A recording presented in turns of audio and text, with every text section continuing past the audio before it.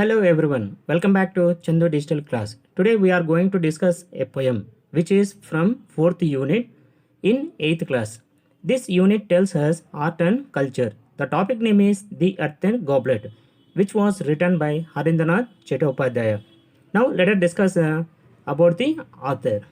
So Harindranath Chattopadhyaya was born on April 12, 1898 and died on June 23, 1990. He was an Indian English poet, an actor, and he was a member of the first Lok Sabha from Vijayawada constituency.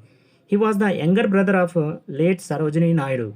He was awarded Padma Bhushan in 1973. Chattopadhyay's poetry usually deals with nature and nature way of life. The poem is written as dialogue between the poet and the goblet. He wants to know how the goblet felt when it was taken from the earth and shaped into a goblet. When we read the poem The Earthen Goblet, we have to understand earthen and goblet. Earthen means made of clay.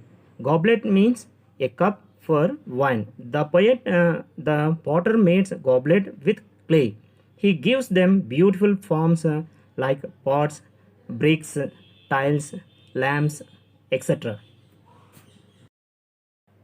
Now let's move on the first stanza. Oh, silent goblet, red from head to heel, how did you feel when you were being trailed upon the potter's wheel before the potter gave you to the world? Now, let us discuss a detailed manner. I, I is in the poem The Earthen Goblet. The speaker in the first stanza is the poet. The poet himself addresses the goblet to know its feelings. Oh, silent goblet. Here, the goblet is silent because it was very sad. Red from head to heel. It was red in color from top to bottom. How did you feel when you were being trailed upon the potter's wheel?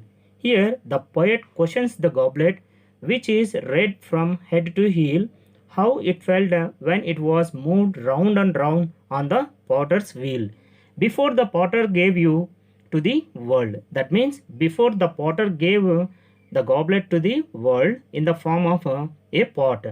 Here, why was the goblet placed on the potter's wheel? Answer is the goblet was placed on the potter's wheel to be molded into a pot. Now let's move on the second stanza. I felt a conscious impulse in my clay to break away from the great potter's hand that burned so warm. I felt a vast feeling of sorrow to be cast into my present form. Here in this stanza, I felt a conscious impulse in my clay to break away. Here I refers the goblet. Conscious means aware of, and impulse means a sudden desire. That means while being moved round and round on the potter's wheel, the goblet felt a constant impulse and to break away from the great potter's hand that burned so warm. Here, break away means to depart from farmer's way. The goblet felt like breaking away from the potter's hand due to unbearable heat. Here, the poet has tender feelings towards the goblet. Tender feeling, tender feeling means kind feelings. The goblet is burnt into the in the fire after taking a shape. It became hard. I felt a vast feeling of sorrow to be cast in my present form. Vast means immense. Here, the goblet felt sad for being cast. Cast means transformed into its present form as it did not like it to be a goblet. Now let's move on the third stanza. Before the fatal hour that saw me captive on the potter's wheel and cast into his crimson goblet sleep, I used to feel the fragrant friendship of a little flower, whose root was in my bosom buried deep. Here, before the fatal hour. Here, what was the fatal hour? The fatal hour was when the goblet was about to be transformed into a pot. And again, why was it a fatal hour? Because the goblet became a captive on the potter's wheel.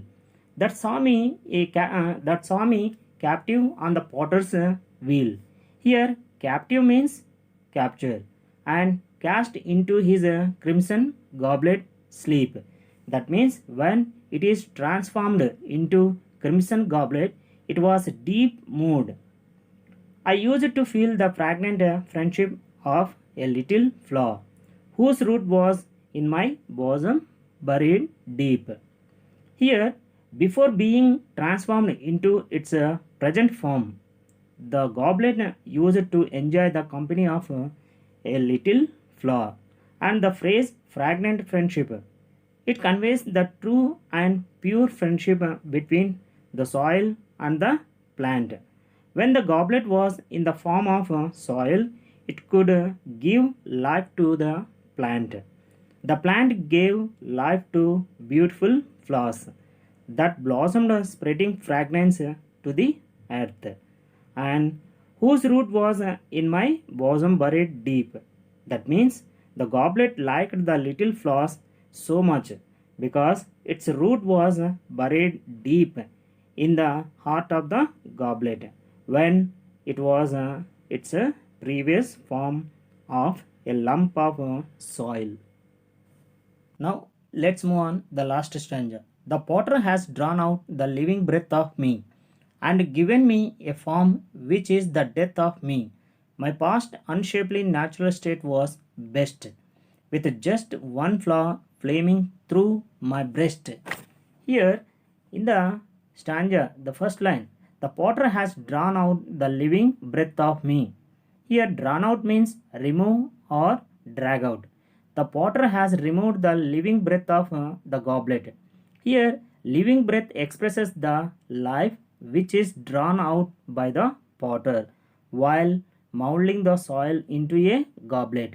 And here, the natural stage expresses the free living style of the goblet in the form of soil. There, it can provide life to the plants that give flowers. It need not undergo the painful experience of burning and molding by potter, and given me a form which is the death of me. The potter has given it a form which is the death of the goblet. My past unshapely natural state was best. Here, the goblet liked its previous unshapely. Unshapely means shapeless. Natural state was best. Means the goblet liked its previous shapeless natural state was best. Here is a question. Why did the goblet like its previous form through it was shapeless? Answer is, though it was shapeless, the goblet liked its previous form as it could hold the root of the single little flower in its heart at that time, with just one flower flaming. Flaming means heart blowing body through my breast. Heart blowing body through my breast. It remember its a happy past life as clay enjoying the friendship of a fragrant flower. It is the poem of the earthen goblet. Thank you all of.